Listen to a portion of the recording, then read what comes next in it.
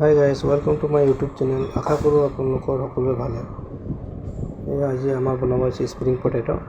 এইটো চাওক, ৱাইফে বনাই আছে। এইটো চাওক, এনেকুৱা ঘূৰাব লাগে, বনাই মেলি লাঠিত সোমাব লাগে। তাৰপিছত লাহেকৈ মাৰি দিয়ক। মৰাৰ পিছত আপোনাৰ মেল খাই আহিব বস্তুটো লাহেকৈ। তাৰপিছত আপোনাৰ মছলা ঢালিব আছে। এতিয়া মছলা মিক্স কৰি আছে।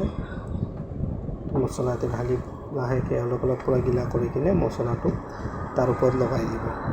মছলা লগালে আপোনাৰ কালাৰ অলপ মিক্স কৰা আছে। কালাৰ মিক্স কৰা থাকিলে মানে খাবলৈ ভাল, আপোনাৰ দেখিবলৈও ভাল লাগে।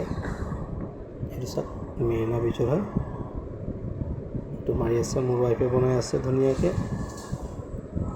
মছলা মৰা হৈ যোৱাৰ পিছত লাহেকৈ তেলত দিব আৰু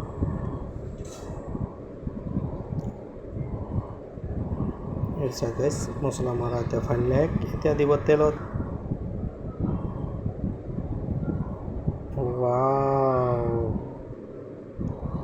তেলত দিয়াৰ পিছত অলপ দেৰি তাতে থ'ব লাগে, তেলতে ফ্ৰাই কৰিবৰ কাৰণে।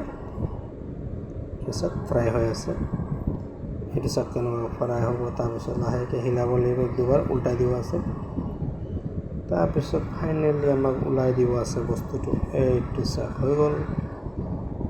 এতিয়া আপোনাৰ মছলা মাৰি কিনে মাইনিজ মছলা মাৰি কিনে আমি ৰেডি কৰি দিম বস্তু। এইটো চাওক ফাইনেলি ৰেডি হৈ গ'ল।